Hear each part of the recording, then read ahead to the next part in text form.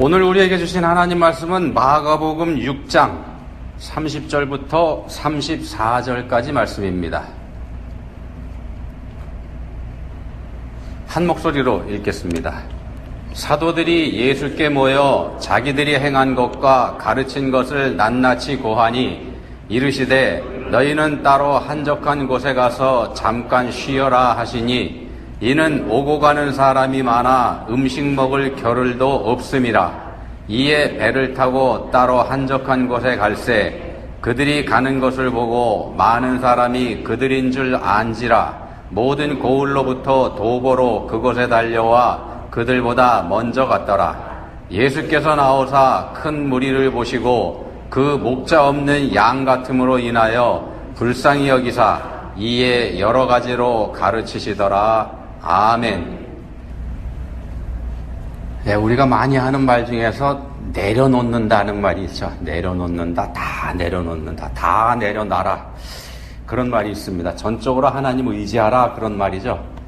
근데 이게 도대체 어떻게 하라는 건지 우리한테 좀 혼란을 주기도 하고 그렇습니다. 이 말의 뜻이 삶이라고 하는 게 우리 노력이 아니고 하나님 뜻에 달려있다, 이런 뜻이 되기 때문에요. 그런 뜻이어서 목표를 가지고서 열심히 살려고 할 때 이런 말 들으면 우리가 때로는 좌절감이 들기도 합니다. 그러지 않습니까? 언뜻 믿음이 있는 사람이라 그러면은, 믿음이 좋은 사람이라 그러면 아무것도 하지 말아야 된다, 이런 말로 들리기도 하고 말입니다. 그런 것 같기도 하고 그렇습니다. 그런 건 아닙니다. 그런 거 아니고요. 성경에 보시면은 열심이라고 하는 이 덕목이 그리스도인들의 덕목 중에서 중요한 덕목으로 꼽히고 있습니다. 이런 말씀들이 있습니다. 로마서 12장 11절에 보시면은 부지런하여 게으르지 말고 열심을 품고 주를 섬기라. 열심을 품고 주를 섬기라, 이렇게 말씀합니다.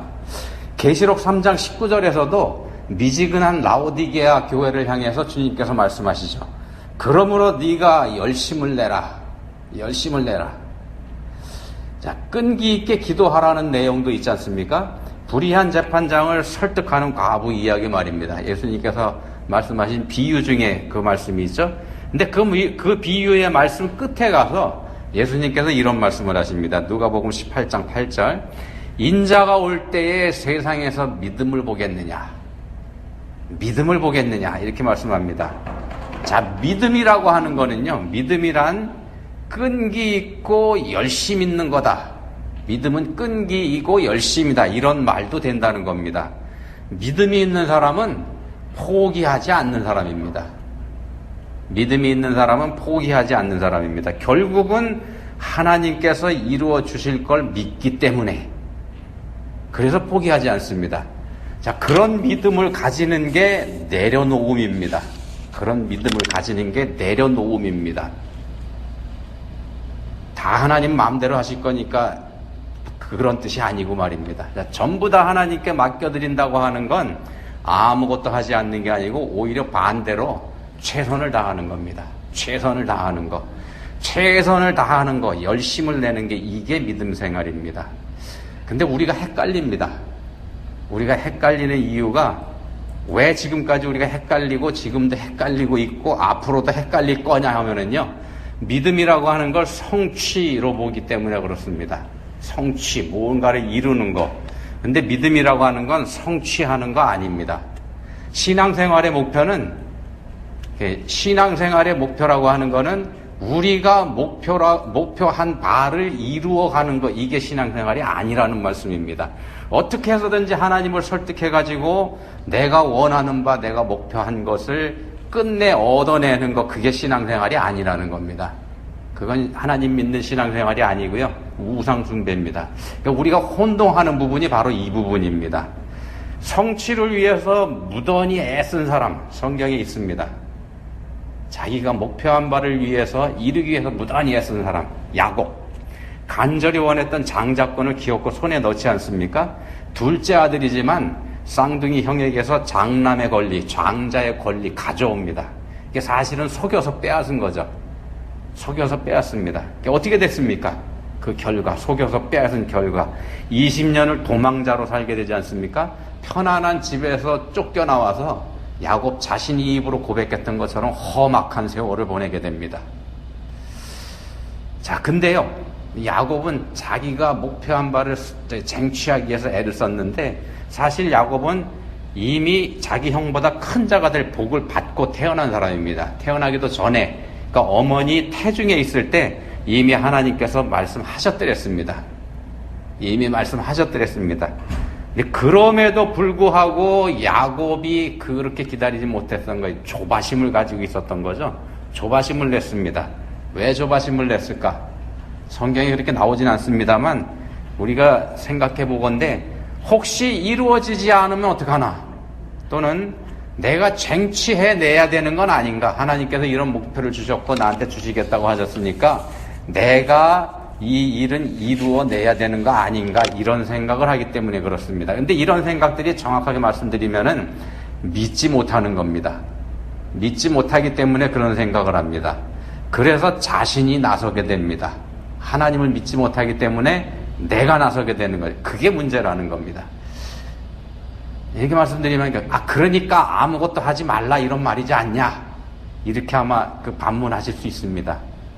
우리가 헷갈리는 게 그겁니다. 그러니까 아무것도 하지 말라는 소리 아닙니까? 이미 운명에 정해져 있는데 우리가 해봐야 아무 소용없는 거 아닙니까? 이렇게 말입니다. 그런 말씀이 아닙니다. 그런 말씀이 아니고요. 우리 운명은 정해져 있는 게 아닙니다. 우리 운명은 정해져 있는 게 아닙니다. 우리의 운명이 정해져 있다 그러면은요, 하나님께서 우리에게 주신 자유의지, 이거하고 충돌이 됩니다.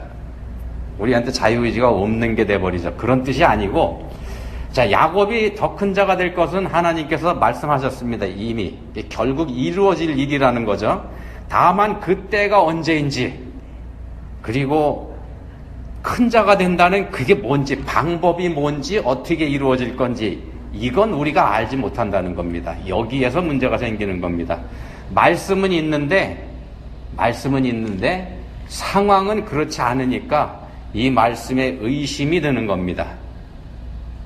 또는 목표를 나한테 정해주셨으니까, 말씀으로 나한테 목표를 정해주셨으니까 그 말씀을 이루는 것, 이건 내 몫이 아닌가 이렇게 생각하게 된다는 겁니다. 그래서 내 노력과 하나님 뜻에 맡기는 것, 내가 해야 될 일과 하나님 뜻에 맡겨야 될 것, 요걸 조화시키기가 어렵기 때문에 문제가 된다는 겁니다. 이스마엘이 그 증거가 됩니다. 하나님께서 아브라함에게 자식을 준다고 하셨지 않습니까? 자식을 준다고 하셨지만 아내 사라는 이미 늙어버렸습니다. 아기를 낳을 수 없는 상태가 돼버렸죠. 그러니까 대안으로 나온 게 하갈입니다. 하갈. 사람으로서는 지혜롭고 현명한 선택인 것 같긴 합니다만 이거 전적으로 인간적인 생각입니다. 큰 오류가 있습니다. 그 생각에, 하갈을 선택하는 그 생각에 오류가 있는데, 그게 뭐냐면요, 아내가 아닌 첩을 통해서 아들을 얻어야 된다 그러면은요, 하나님께서 정하신 둘이 합하여 하나가 되라는 말씀, 가장 기본적인 말씀이지 않습니까? 인류 사회에서 가장 기본적인 말씀인데 이 기본이 무너지는 게 된다는 겁니다. 방법이 틀렸다는 거죠. 야곱도 마찬가지입니다. 형을 속인 거 결국은 거짓말한 겁니다. 거짓말하지 말라는 계명에 있지 않습니까? 거짓말하지 말라는 계명에 어긋나는 일입니다. 이런 게 불신앙이라는 겁니다. 하나님 말씀하고 어긋나는 거. 하나님께서 정해주신 목표가 있고 주신 약속이 있으니까 그걸 이루기 위해서는 슬쩍 바꿔도 되는 거 아니가, 그거 아니라는 겁니다. 그게 불신앙입니다. 이런 불신앙에 대해서는 대가를 치르게 됩니다. 근데 그 불신앙의 대가라는 게 혹독합니다. 상당히 혹독합니다. 이스마엘의 영향은 지금까지도 우리 인류에게 미치고 있지 않습니까? 야곱의 빗나갔던 열심, 그 열심은 자기 집안을 혼란의 도가니로 몰아넣었고 말입니다. 그렇게 됩니다. 그렇게 혹독한 대가를 치르게 돼 있습니다. 자, 믿음으로 다 맡겨드린다는 것. 그러니까 앞에서 말씀드린 것처럼 다 내려놓는다고 하는 거는요, 뭘 말씀하는가, 무슨 뜻인가 하면은 결과를 받아들인다 그런 뜻입니다. 결과를 받아들인다. 어떤 결과가 나오든지 그대로 받아들이는 거. 어떤 결과가 나오든지 그대로 받아들이는 것, 이게 내려놓는 겁니다. 결과에 대해서 토를 달지 않는 것. 설령 사라에게서 아이가 없어도 또 야곱이 장자가 되지 못한다고 해도 그 상태 받아들이는 것. 하나님 말씀하고 안 맞죠. 우리가 생각하기에 아닌 것 같습니다. 근데 받아들이는 겁니다. 받아들이는 거. 우리가 걱정합니다. 그렇다 그러면 하나님께서 약속하신 거 어떻게 되는가? 이 잘못돼서 하나님 얼굴이 좀 체면이 안 서시게 되는 거 아닌가? 우리가 이렇게 걱정할 수 있습니다만, 그거 우리가 걱정하실 일이 아닙니다. 우리가 걱정할 일이 아닙니다. 하나님이 어떻게 하실지, 이건 전적으로 하나님 권한에 속한 일입니다. 하나님의 주권입니다. 하나님이 혹시 못하실까봐 걱정하는 거, 이게 불신앙입니다. 혹시 안 될까봐 의심하는 거, 이게 불신앙입니다. 그걸 걱정하는 게 오히려 교만이고, 그걸 받아들이는 게 믿음입니다. 걱정하는 게 교만이고, 받아들이는 게 믿음입니다. 하나님은 우리를 초월하시는 분이시지 않습니까? 모든 걸 초월하셔 계시는 분입니다.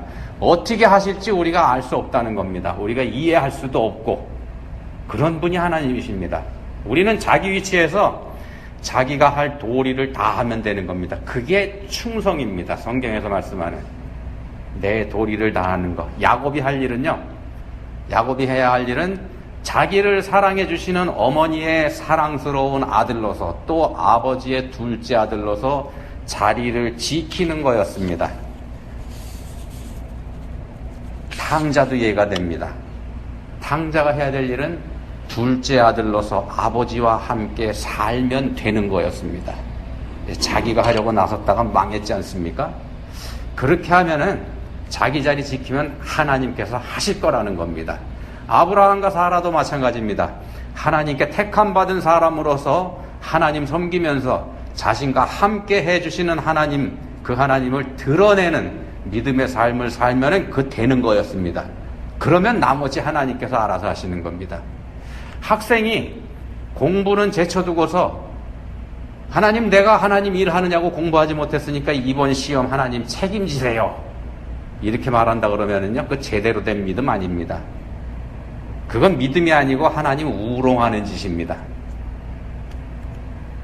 공부가 하나님의 본분, 죄송합니다. 공부가 학생의 본분이지 않습니까? 학생의 본분은 공부입니다. 자기가 가고 싶은 대학을 정했다 그러면은 거기에 맞는 노력을 해야 하는 게 맞죠. 공부하는 게 주어진 역할입니다. 근데 그 역할을 성실하게 감당하는 것, 이게 믿음의 삶입니다. 자기한테 주어진 역할을 성실하게 감당하는 것. 다만 자기가 목표한 그 학교에 들어가고 말고, 요거는 별개입니다. 결과는 별개라는 겁니다. 들어가지 못하면 하나님을 원망하는 게 우리들입니다만, 그 결과를 받아들이는 게 내려놓는 거라는 말씀입니다. 거기에 하나님의 뜻이 있을 거를 믿고, 그게 내려놓는 겁니다. 이렇게 말씀드리면 바로 이어지는 의문이 또 있습니다. 그러니까 하나님 마음대로 하실 거니까 노력해서 소용없는 거 아니냐, 그 말하는 거 아닙니까? 이렇게 생각할 수 있습니다. 우리가 그런 생각을 왜 하는가 하면은요, 우리가 이 세상이라고 하는 세상 방식에 너무 찌들어 있기 때문에 그렇습니다. 우리가 세상 방식에 완전히 익숙해져 있고, 익숙해지다 못해 찌들어져 있기 때문에 세상 방식에 완전히 사로잡혀 있기 때문에 그런 생각을 한다는 겁니다. 내가 노력한다고 해도 하나님 마음대로 하실 게 뻔하니까 아예 처음부터 하지 않겠다, 이렇게 나오는 게 불신앙입니다. 불신앙 중에서도 큰 불신앙입니다. 노력도 하지 않으면서 다 내려놨다, 이렇게 하는 거는요, 그건 내려놓은 게 아니고 기만입니다. 하나님 속이는 행위. 우리가 세상 방식에 찌들었다 이 말씀드렸는데, 여기 무슨 뜻인가 하면은요, 세상의 방식, 그러니까 세상의 가치라고 하는 거는 세상에서는요, 성취 여부로 평가를 합니다. 이루었는지 못 이루었는지. 목표를 이룬 사람, 성공한 사람이라고 합니다. 그런 사람이 승리자가 됩니다. 반대로 이루지 못한 사람, 패배자입니다. 루저라고 그러죠. 요게 세상의 생각이고 세상의 방식입니다. 우리가 이런 사고방식에 완전히 사로잡혀 있다는 겁니다. 우리도 이게 맞다, 이렇게 생각을 한다는 겁니다. 그래서 믿음 생활하는 우리가 믿음 생활조차도 이런 방식으로 평가를 한다는 겁니다. 우리의 믿음 생활도 이 방식을 가지고 평가를 합니다. 믿음에 성공했는지 실패했는지 이걸 따진다는 겁니다. 성경에서는요, 성취한 사람, 그러니까 우리가 보기에 성공한 사람, 이 사람들을 큰 자다 이렇게 얘기하지 않습니다. 그렇게 얘기한다면 로마 황제, 왕들 이런 사람들이 큰 자가 되는데 성경에서는 전혀 그렇게 말씀하지 않습니다. 아브라함 예를 들어보면은요, 자기 생전에 하나님께서 약속해 주신 그 약속의 땅에서 제대로 뿌리 내리지 못했습니다. 그냥 그 땅에서 나그네로 살다가 나그네로 그 땅에서 죽었습니다. 그게 아브라함의 삶입니다. 그렇게 보면 실패한 삶입니다. 모세 어떻습니까?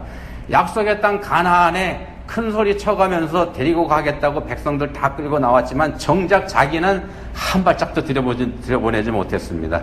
한 발짝 밟아보지도 못했습니다. 성취 여부로 보자면 들어가지 못한 모세는 패배자가 되고요, 가나안에 들어간 여호수아가 성공한 사람이 됩니다만 성경에서는 그렇게 평가하지 않습니다. 참수형을 당한 바울사도, 이 바울사도가 실패자일 수 없습니다.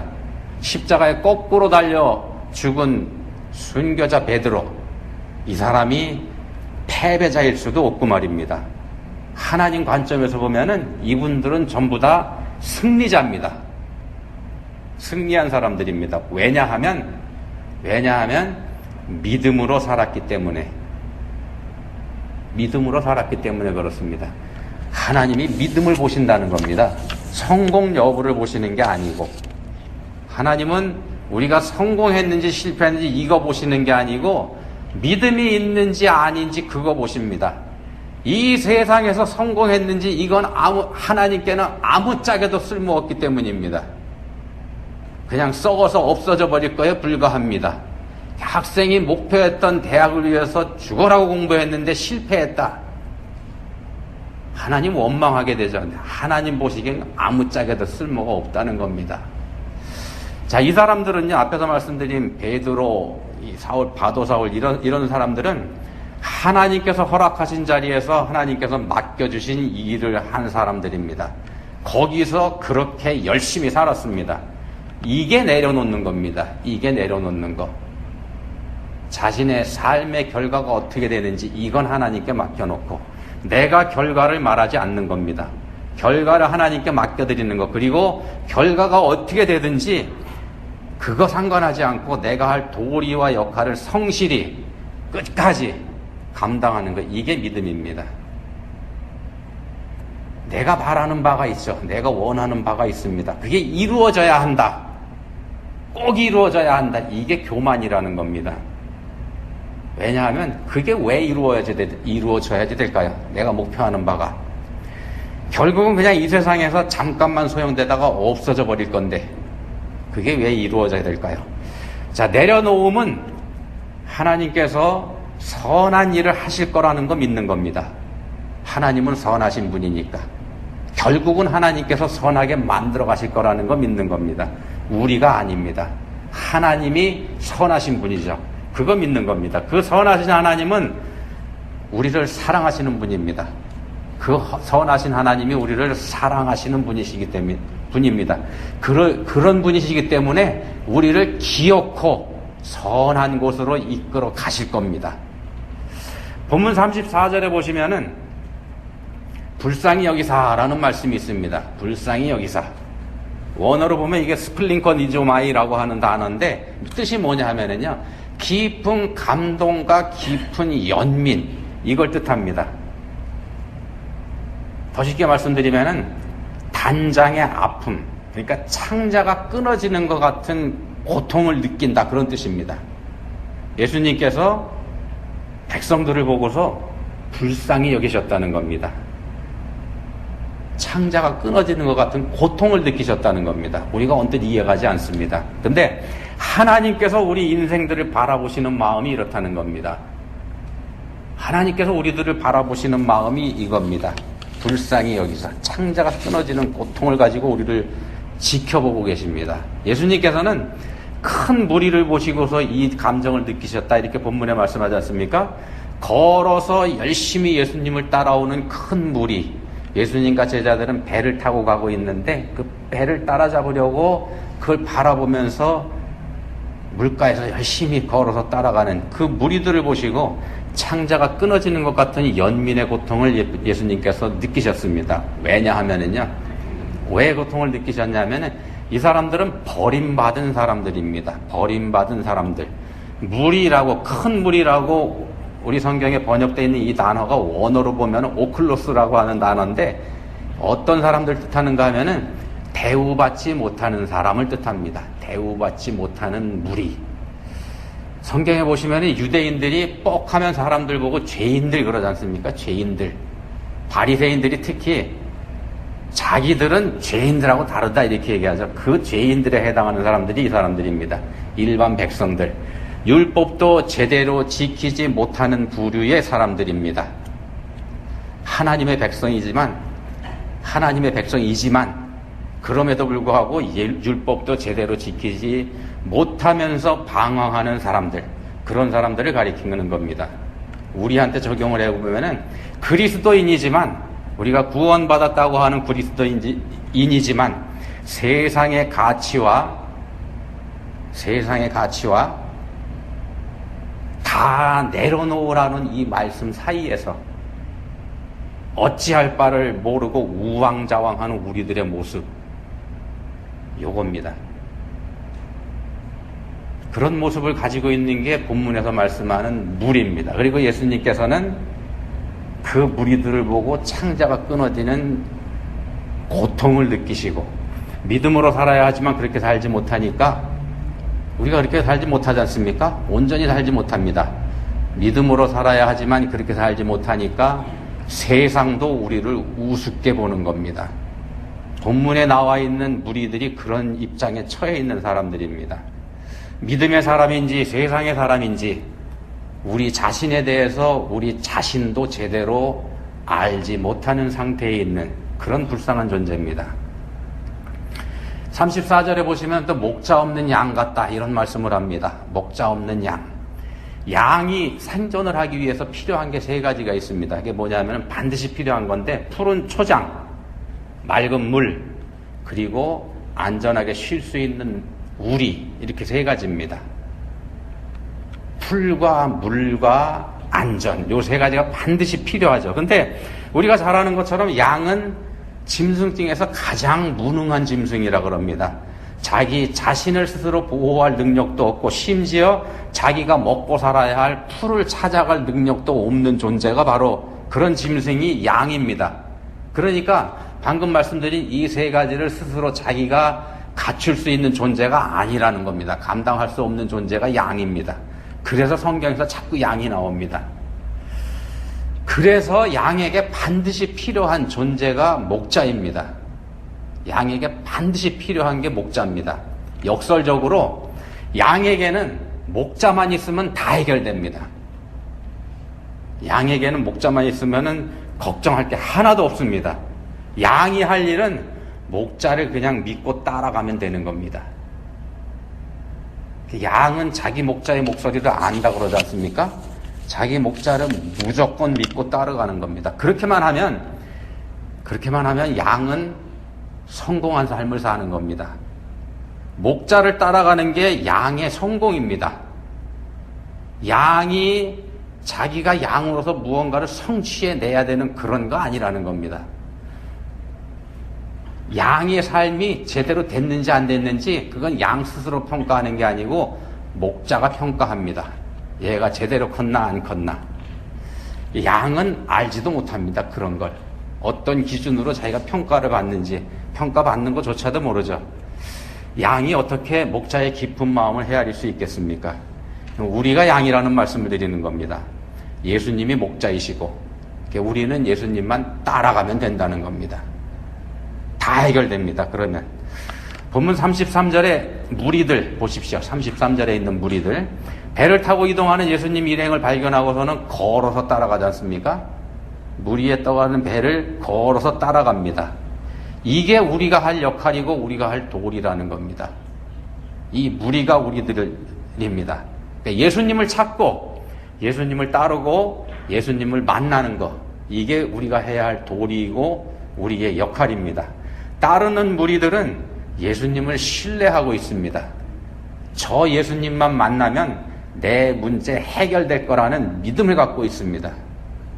실제로요, 이 사람들은 아무것도 없는 광야에서 예수님 자신을 상징하는 생명의 빵을 대하게 됩니다. 오병이어의 기적. 광야에서 오병이어의 기적을 만나게 되는데 그 오병이어의 기적이 본문하고 연결됩니다. 마가복음 본문을 보시면은 본문에 바로 이어서 오병이어 기적이 나옵니다. 우리가 목자 없는 양하고 똑같습니다. 목자 없는 양하고 험한 이 세상에서 우리 인생은 그런 처지에 있다는 말씀입니다. 우리가 우리 자신이 뭔가를 할 수 있다고 생각하고 또 목표도 정하고 이루어 보려고 애를 쓰고 길을 쓰지만 거의 성취되지 않습니다. 우리가 바라는 바 거의 이루어지지 않습니다. 실패도 하고 좌절도 합니다. 우리의 삶에 고난도 있고 심지어 죽음도 있습니다. 그렇지만 그 실패와 좌절 또는 반대로 성공, 이런 게 중요한 거 아니라는 겁니다. 이 세상 삶에서 실패했는지 성공했는지 그게 중요한 거 아닙니다. 성경적 관점, 그러니까 하나님 관점에서 보면 그건 우리가 생각하는 그대로의 성공도 아니고 우리가 평가하는 대로의 실패도 아니라는 겁니다. 하나님 관점에서 보면 오히려 반대가 되기도 합니다. 하나님 관점에서 보는 우리 인생의 성공은 목자이신 예수님 안에서, 목자 되신 예수님 안에서 안식을 누리는지 그렇지 못하는지 이걸로 갈려집니다. 우리가 예수 그리스도 안에서 평안을 누리는지 그렇지 못하는지. 본문 31절에서 예수님께서 말씀하십니다. 31절입니다. 너희는 따로 한적한 곳에 가서 잠깐 쉬어라. 예수님의 안식으로 들어오라고 제자들은 초청하고 계시는 겁니다. 근데 여기서 말씀하는 한적한 곳에 가서 쉬라고 말씀하지 않습니까? 한적한 곳이 뭐냐면 광야를 뜻합니다. 원어가 에레몬이라고 하는 단어인데 이게 광야를 뜻합니다. 광야, 이 세상적인 관점에서 보면 죽음의 땅입니다. 아무것도 없지 않습니까? 아무것도 없는 거. 이렇게 인생으로 비교하면 인생이 실패해서 빈털터리가 된 것, 거기가 광야입니다. 제자들은 예수님을 따라서 거기로 가고 있고 무리들은 배를 보고 열심히 달려가는 데가 그 광야라는 겁니다. 거기서 오병이어 기적을 체험했습니다. 성경적 관점에서 보면은 광야가 하나님 만나는 곳이기 때문에 그렇습니다. 광야에서는 자기 자신이 어떻게 할 수 없습니다. 전적으로 하나님께 의지해야만 합니다. 그런 곳으로 예수님께서 제자들을 초청하시는 겁니다. 거기 가서 쉬어라. 이스라엘은요 40년 광야 생활에서 하나님의 도우심으로 살아났지 않습니까? 구름 기둥과 불 기둥, 또 하늘의 양식인 만나, 이것과 함께 했습니다. 하나님과 함께 한 겁니다. 광야는 하나님의 임재의 장소를 뜻합니다. 그곳에 참된 안식이 있다는 겁니다. 그곳에 참된 안식이 있습니다. 세상 관점으로 보면은 말도 안 되는 소리입니다만 성경적 관점, 영적 관점으로 보면은 거기 가야 참된 안식이 있다는 겁니다. 시편 23편에서 말씀합니다. 여호와는 나의 목자시니 내게 부족함이 없으리로다. 내게 부족함이 없으리로다. 그가 나를 푸른 풀밭에 누이시며 쉴 만한 물가로 인도하시는도다. 자, 그분과 함께 할 때 부족함이 없습니다. 함께 할 때 부족함이 없습니다. 부족함이 없다는 건 더 바랄 게 없다, 그런 뜻입니다. 설령 거기서 죽임을 당한다고 할지라도 더 바랄 게 없다는 겁니다. 왜냐하면 다 책임져 주실 거니까. 결과는 하나님의 몫이니까. 본문 바로 앞에는 우리가 지난 시간에 살펴봤었던 침례 요한의 어이없는 죽음 이야기가 있습니다. 침례 요한의 죽음 이야기, 그리고 본문 이어서 오병이어 기적, 이런 순서로 마가복음이 기록되어 있습니다. 어이없이 죽은 요한이 실패한 삶을 산 겁니까? 그건 아니지 않습니까? 여자가 낳은 자 중에서 최고의 삶을 산 사람이 바로 요한입니다.